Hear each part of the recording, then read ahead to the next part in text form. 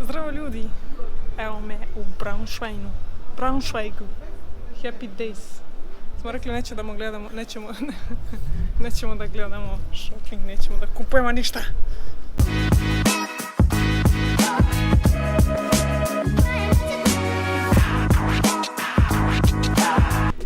Ništa mi se ne sviđa. Ne, grad je mnogo lep stvarno. Modern je i ima tradicionalne kućice i kuće. Dobro, ja više volim tradicionalno. Kad vidim nešto staro, vidiš, to moram da kažem. Kad vidim nešto staro, onda to mora da bude tradicionalno. Bude nešto novo, onda mora da bude stvarno novo. Ne ono, ne znam ni ja, tipa ova zgrada ovdje koja nije obnovljena. Sve mora da bude ganz novo. Ne, nećemo stvarno ništa loše da pričamo o gradu.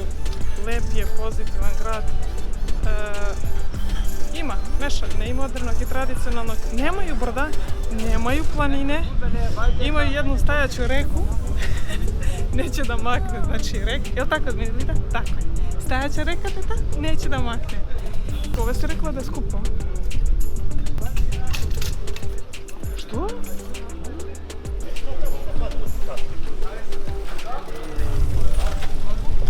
Sam ja rekla da je jeftino u Njemačkoj. 229 jedna tašta. Evo kako se zove grad. Sve tu nešto. Braunschweig. Oni koji vole da shoppingu ima puno prodavnica. Da, pošto sam rekla šta mi se ne sviđa, šta mi se sviđa. Sviđa mi se što je sat i po duži dan ovdje, da. Vidi se do pola 11 i šta mi se sviđa. A da, može voda da se pije sa česme i ništa. Ne, ima sigurno, ima šalim se, ima još samo da se prisjetimo. Ovo mi je jedna od odlike grada kad ima tako moćnu arhitekturu, ali ono što mi je bilo čudno, da ovdje unutra je u stvari tržni centar. Vidite, ovakve zgrade mi se dopadaju.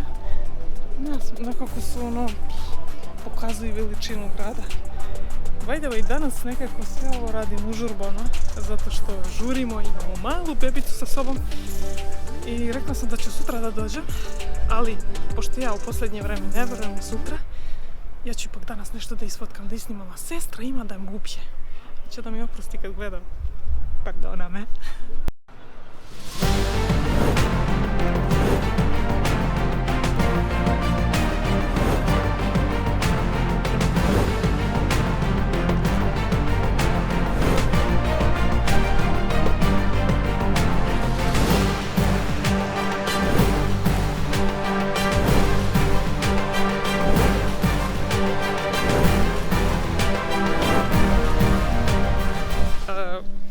Kao turista je okej, da živiš još bolje, ako moraš. Je, više mi privlači jug, što mi se ovdje sviđa, što mi je sestra ovdje.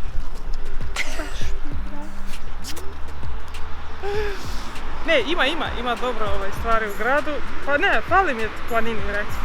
Inače, dobro, ima par zgrade što su onako prva liga. Sad je 8:42. O, čekaj. 8:42. A vidite sunce. Ne ovako, ali vidi se do pola 11. I sad zašto ima manje ljudi na ulici? Baš zato što sada ljudi odmaraju, sutra idu na posao, a neko ja. A mene još uvijek vara. Dobro, bilo je kod nas da ima. Ok ljudi, toliko za danas iz Braunschweiga. Brunsvika.